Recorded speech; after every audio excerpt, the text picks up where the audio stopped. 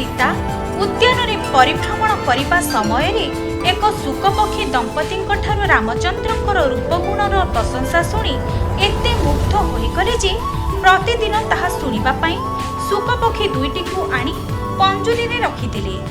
प्रथम सेमाने बनचर, द्वितीय स्त्री पक्षीटी गर्भवती थिला। सेमाने चाहुथिले तांको निजस्व बासस्थान रे तांको संतान को जन्म देबाकू। तेणु मुक्ति लगी बारंबार सेमाने सीता को अनुरोध कले, किंतु सीता सेथिरे आदौ कर्णपात कले नाही। शेषरे स्त्री पक्षीटी को रखी पुरुष पक्षीटी को उड़ाई देले। एथिरे स्त्री पक्षीटी अत्यधिक दुखित और कातर होई सीता को कहिला, मोर गर्भवास काल रे तुमे जेपरी मो पति ठारू मते अलगा कल, तुमे मध्य सेहिपरि रामचंद्र ठारू अलगा हेबो। एहा कहि स्त्री शुक पक्षीटी मृत्युवरण कला।